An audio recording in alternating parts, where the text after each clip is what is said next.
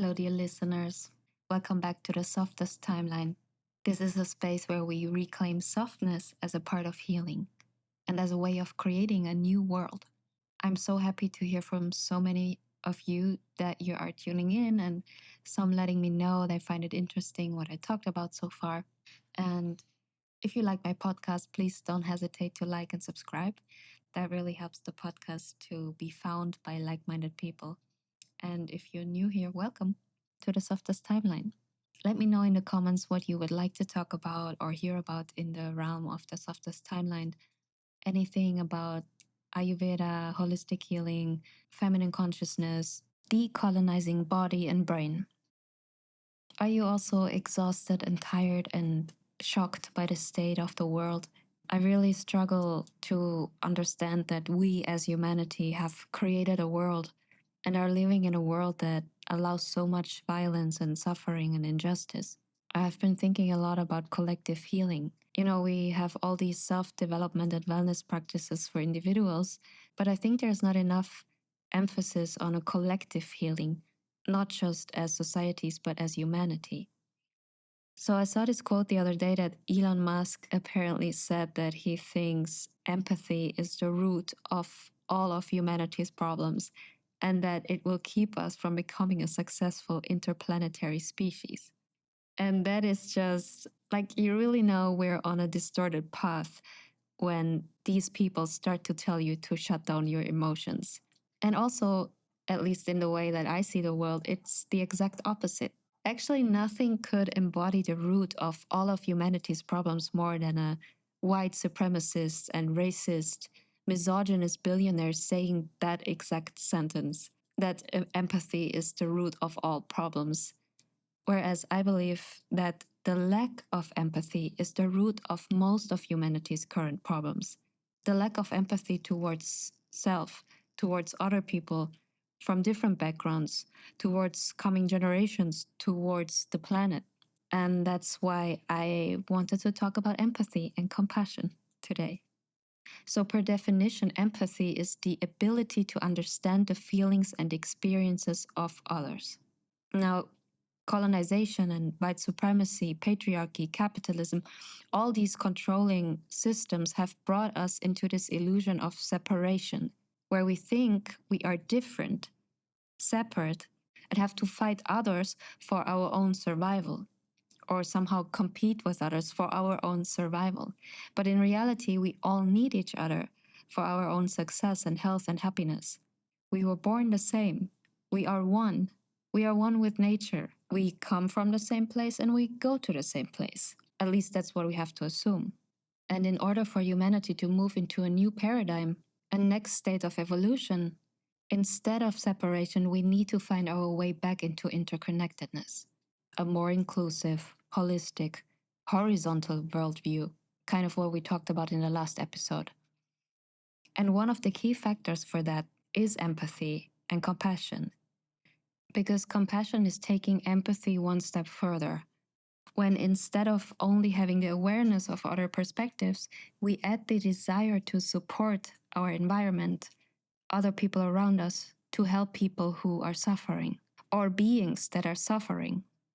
So we are continuing a thread because compassion was already a big theme in my first episode where I talked about compassion towards self and our own.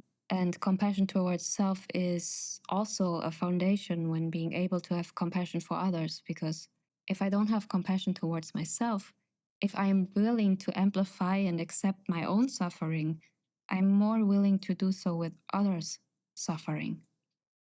And in episode 2, we talked about how we often create these black and white worlds and love to live in duality and polarities where we barely want to receive or deal with anything in between on the spectrum, which ends in us separating from each other and it being harder and harder for us to understand each other. If we want to make it further as humanity, we need to be able to come closer together as unity. And you're probably feeling what I'm feeling, that I don't want to be closer to the people that are the opposite of me. I don't want to be closer to racists and fascists and people like Elon Musk. I know it's hard to imagine it, but we also know that there is no other way because we're all living on Earth together. And if we want it or not, in that sense, we are all brothers and sisters and siblings in a way. So we need to get our shit together and rise over our egos, over the polarities that make us feel safe and belong. And there's even a compass and a tool inside of us that helps us on this journey, and it's compassion.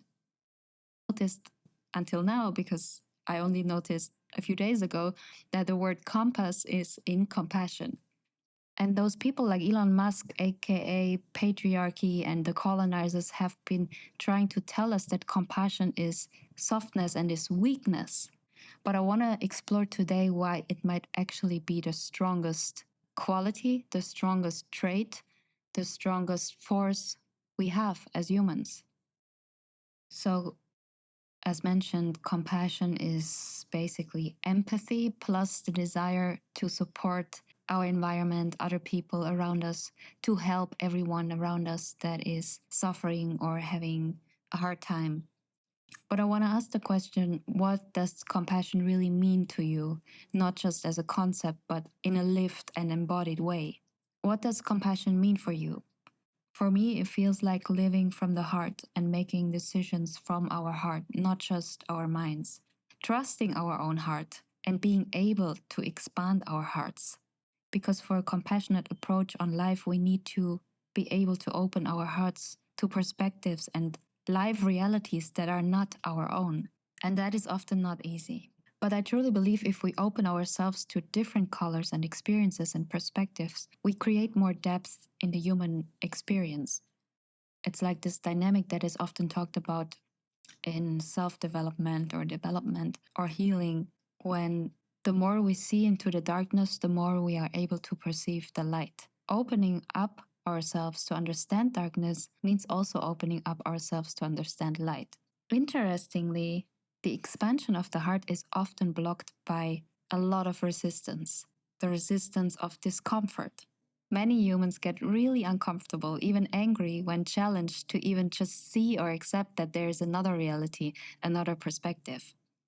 For example, people who feel deeply uncomfortable that the LGBTQ community and their realities exist. And the idea of seeing gender really as a spectrum makes them really angry and worked up because their black and white box of seeing and perceiving the world is being questioned. And there's so much resistance to open up their hearts and have empathy and compassion. But ultimately, I feel the compassion we're talking about in the softest timeline is even a higher form of compassion, not just for other humans or animals or plants, but for life in general. And the recognition that we are living miracles who get to perceive and experience this life. So if you are upset about the state of the world right now, with all the wars and climate crisis and poverty, and it shows that you feel, and at least in one way or form you understand interconnectedness, that everything is related to everything, and we can only be free if all of us are free. It shows that your heart as a compass is still working. But what we see in the state of the world is that we humans tend to create these parties that are for and against something, for and against each other. There's so many examples of wars and movements and separation where people get really worked up and use their energy to fight each other and actually creating separation instead of taking the time and awareness to stop and put the uncomfortable work and energy in to actually working it out together from an open hearted space. Because we can be open hearted and at the same time passionate and having a strong positioning for something without creating separation. I mentioned on social media the other week, there was a creator, she has almost 4 million followers. She went through the effort to make a whole reel about that people are asking her to use her platform to spread awareness about injustices in the world. And she said she wouldn't want to do that because by talking about those things, it is feeding separation. And she said she would rise above that and spread love and unity instead, and by that participate in the liberation of the collective. In my opinion, that's not the case. If somebody chooses not to address injustice, the injustice is just not being addressed. There's no addressing through rising above and spreading love and unity instead. It's just a decision to not participate in a collective conversation and to participate in an excluded ecosystem. So it is the decision to not take action, which is totally fine. Nobody can be forced to take action. It's something that happens from your own heart and willingness. But I believe that it is part of true compassion to take action. And I have been protesting for human rights, animal rights, women's rights, LGBTQ rights for a long time now. And I do believe that in honor of the framework of compassion, we have to take up responsibility and fight for our ethical beliefs. It's part of the game. If we want to be part of the collective, this is part of the game. But the key is not fighting against someone, but fighting for the vision of a world of more peace, justice, liberation, abundance for everyone. And this kind of fighting, compassionate fighting, includes setting clear boundaries and saying clearly when injustices happen and being able to say, stop, enough is enough. But it also includes being open to an approach where I have the genuine intention to bring people on the other side closer to my side. Because it includes being able to see the bigger picture and say and understand that we need to come closer. Do I want to have a discussion with a racist, a Nazi, a colonizer, and try to find the middle ground, the humanity between us? Of course not. I have a million more fun things to do, but it is way easier to have an opponent and to play in the realm of us and the other. But does it help the bigger cause in the long run to just ignore them or fight them and accuse them and attack them? Probably not, right? Because the issues and the sentiments, the ideas are very likely not going to transform like that and just move away by themselves if we separate more from each other. Because then it's always going to be us versus them.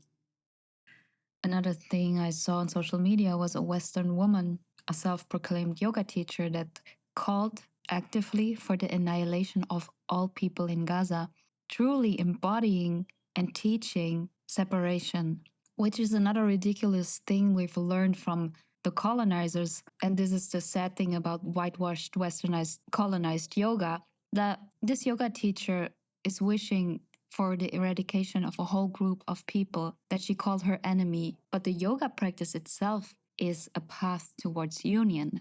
And yoga itself is this state, the pure union, already realized. That's why there is the first ethical foundation of yoga, Ahimsa, that I talked about last time, non-violence, non-harm, based off the recognition of oneness. Which reminds us that fighting for justice doesn't require hurting others, even if we deeply disagree. It's about protecting and nurturing life, our own life, others' lives, and the world around us, while we speak our truth and take action.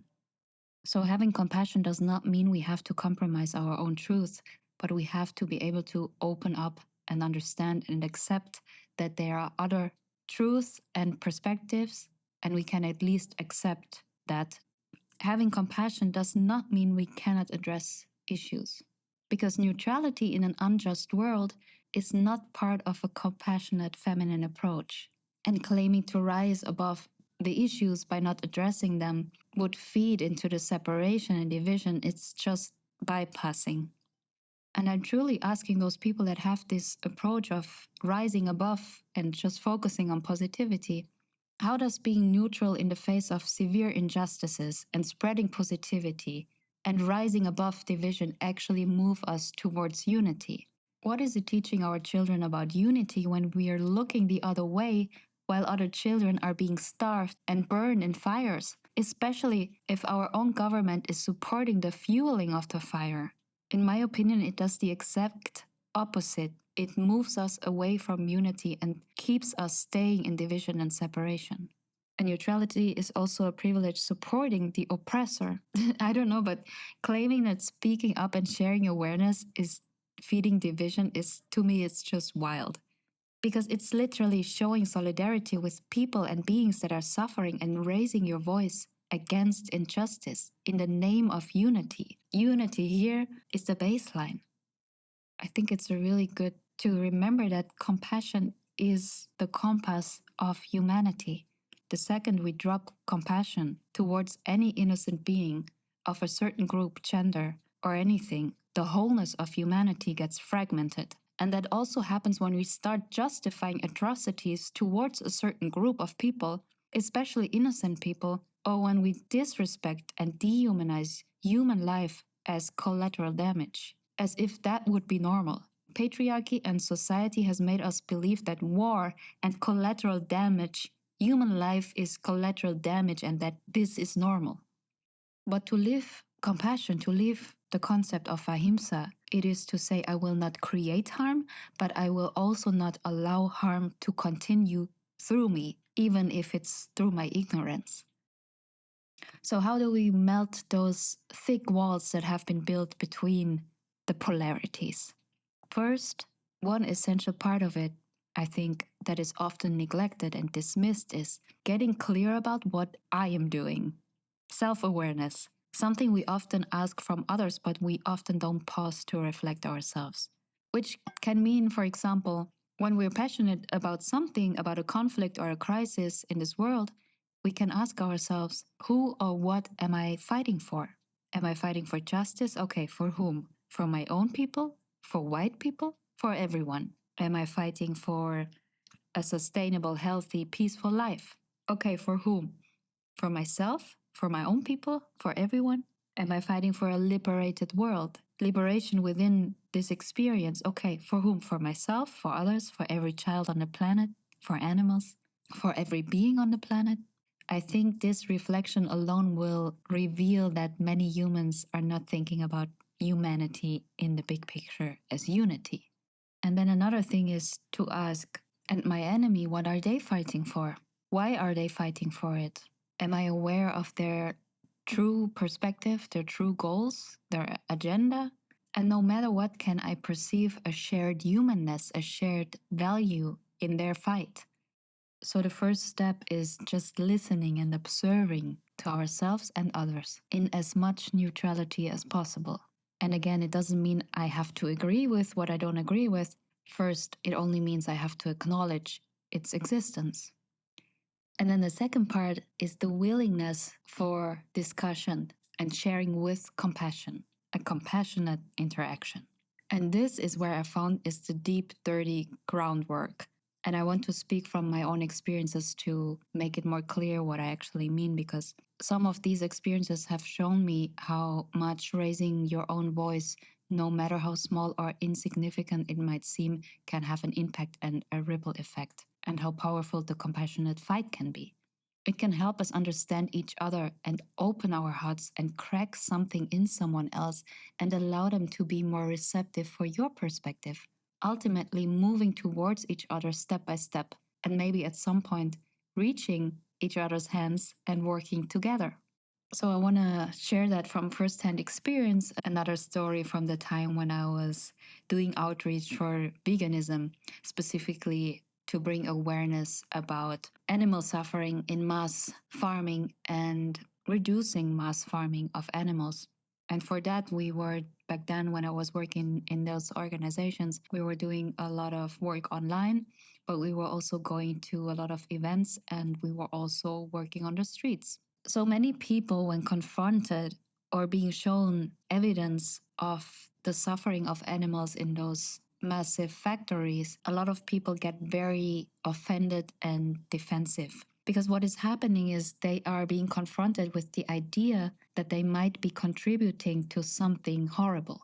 And it's really hard to question your own worldview and your own responsibility, especially if no one has bad intention. So, in terms of the factory farming of animals for the meat industry and the animal products industry, everyone kind of knows that in order to keep farming at the scale we are using it, like the supermarkets full of animal products, everyone knows that the living conditions of the animals have been compromised to a point where animals have been reduced purely to a product that can be exploited and used and harmed without big consequences. But the really bad conditions are, of course, not being shown to the public because otherwise the industry wouldn't work.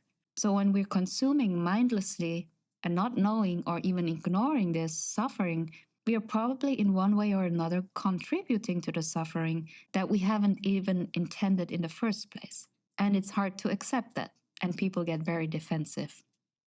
And these outreach conversations are very hard and long and uncomfortable because often they have like this argument or fight feeling to it because you have two parties trying to, out argument each other. But the beautiful thing was what I actually often saw was even if someone had a very opposite opinion and was very anti what we were doing, because we were the radicals in that scenario, the vegans, I noticed that over time I had longer conversations with people because I had a very understanding approach. And my approach was just to meet the person where they are. So if somebody said animal farming is fine, everything is fine, we need meat to be healthy, most meat companies are fine, and there's just a few exceptions. I knew I probably wouldn't have a productive conversation if I told them the only ethical way to consume is to be vegan and not consume animal products at this point of time.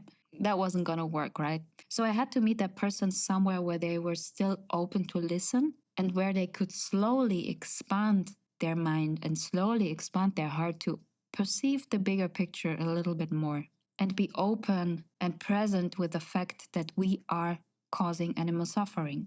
And even if the person didn't agree with anything I said, at least not openly, they often stayed for the conversation. And I always found this quite fascinating because imagine we were at an event or even on the street next to like a train station and people are not prepared for this to happen and they get offered a conversation kind of out of the blue and they stay to talk for 5, 10, 30, 45 minutes, sometimes even longer. There's people sometimes spending hours there at those little information tables and they stay to talk about this topic they might have not even consciously thought about maybe ever or at least in a long time. And I quickly understood that even if we're not agreeing, I just know that every conversation planted a seed. And we even saw proof of that time and time again because there were people coming to us, thanking us, telling us that a random conversation had opened their eyes and opened their perception. But I'm not going to lie, it takes a lot of energy moving through those opposite ideas and feelings and repeating yourself and facts thousands of times and breaking through all the walls and patterns and the programming and the stubbornness in someone's mind and creating empathy by telling stories and facts. And of course, vice versa, it also opens you up to people's perspectives. And something I really learned from that was literally everyone has such a unique background of experiences and layers of information. Yes, sometimes the backgrounds might overlap, but the way a person's experiences shapes their way of perception and seeing things in the world, it's so unique. It's very individual to everyone, which makes it so complex. But what it has shown me is we can show up and fight in spaces of confrontation, of disagreeing, maybe even accusing each other, and still have compassion and still find the common baseline of our humanity. Because there's a million versions of truth, but to make this place work, we all have to accept that and open up to the thought that our experience is not the ultimate compass. So we have to find another compass that we all can use. And another example I want to mention is regarding the conflict in the Middle East, in Palestine, because at the end of 2023, it already, for the people that were really watching, it already became kind of clear that Israel's government didn't care about hostages and was on a fast track of a horrifying, destructive agenda of mass killing civilians in Gaza. And I started sharing about this injustice, specifically this distortion of facts by the mainstream media in Germany, and also going to protests, specifically criticizing Germany, my home country, for its continuous support of this Israeli nationalist government in its destructions. And it was not easy to speak out, even with friends and family, or even just a tiny online reach. But it was something I really felt deeply in my heart. And since then, unfortunately, so much horrific proof has confirmed what many of us were seeing in those early days. And I could tell that specifically in Germany, many people are very hesitant and rejecting the idea of speaking up against the injustices in Palestine, Many still reject the idea that their country could have been complicit in such atrocities again. And then they try to justify it even when there are no justifications anymore. It actually becomes quite funny, it becomes quite comedic, like a comedy, because they're literally not willing to open up and leave the box that is in their mind. And that's the thing, being open to listening and looking at the perspective of other sides sometimes forces us to question our own box, our own worldview. And sometimes by doing that, the box completely explodes or implodes with the other perspectives, shapes of truth coming in. The box can no longer be sustained. And this is maybe the hardest part, especially for the human ego. Questioning your own integrity, admitting that maybe what we thought was right or wrong needs more nuance rather than just black and white, that for the human mind is really hard. And it can be quite an identity death. And I think that many Germans struggle with this because we have been programmed with a historic responsibility to protect Jewish communities, which is absolutely right if the intention is genuine. But now it has become quite obvious that through the ultimate support and protection of a certain government, this responsibility and arguably the intention have been twisted and creating actually the opposite, which is more suffering through the dehumanization and violence against another group, which is somehow tried to be justified. So the compassion towards one group of people had to be kind of almost shut down in order to proceed with this. And this was created through slowly, systematically distorting the facts and hiding and ignoring and clinging desperately to the illusion that our black and white box must be the truth. And this is one of the hardest illusions to break, realizing that we may have contributed to unnecessary suffering, even though that was far from what we actually intended. Because I do believe that most people don't want to cause suffering in any way. And I knew that I might lose friends speaking out about it, and I had many long and uncomfortable conversations. But even in 2023, in those early days, someone who did not agree with me, in the middle of a conversation, we were going back and forth. The person was saying, "Thank you for sharing this perspective, for showing me something I hadn't thought of or seen before. It really opened my eyes and it expanded my perspective." And I think what he wanted to say was that he was able to expand his heart a little bit more and have more compassion and opening up to a possibility of a perception that allows to see there's another truth, there's another way to see the realities that I haven't even begun to perceive. So it was uncomfortable, but a seed was planted, potentially not only for new information to land, but for a new openness of perception to follow. So being compassionate does not mean neglecting my truth, but also honoring, at least accepting another's. In this way, we can see that compassion is actually a transformational power. And therefore, compassion might actually be one of the fiercest powers we have. And since in the space of the softest timeline, we are reconnecting to feminine powers and goddess archetypes, and one of the most powerful ways to open up is storytelling, I would like to shortly tell the myth of Kuan Yin, the goddess of compassion. So, in Chinese Buddhism, Kuan Yin is the goddess of compassion, known as she who hears the cries of the world. But before she was a goddess, she was a young woman named Miao Shan. And her story, her legend, her myth has been told in many different variations and traditions. It reveals how compassion can transform even suffering and cruelty into healing. So, the transformational power we've been talking about. The Chinese folktale about Kuan Yin tells that she was once a princess named Miao Shan. She was born to a king who wanted her to marry, but Miao Shan longed for a spiritual life of compassion and service instead. When she refused to marry, her father grew angry and forced her into servitude at a convent, trying to break her spirit with impossible tasks. But through her kindness and inner power, Miao Shan completed every challenge, even taming wild animals and bringing water where none has been before. Her father, furious, eventually ordered her execution. Yet when the sword fell, it turned into smoke because the heavens were protecting her. She was said to descend into the underworld, where her pure compassion relieved souls of their suffering, turning hell into paradise. Even Yama, the lord of death, couldn't contain her, and she was sent back to the living world. Later, when her father fell gravely ill, Miao Shan sacrificed her own eyes and arms to heal him. When he recovered, he finally recognized her divine nature. At that moment, she transformed into the thousand-armed, thousand-eyed Kuan Yin, a being who can see and reach out to help all suffering beings at once. Kuan Yin's story is one of choosing compassion over personal comfort, and of the feminine face of divine compassion and mercy. She embodies the truth that compassion is not passive.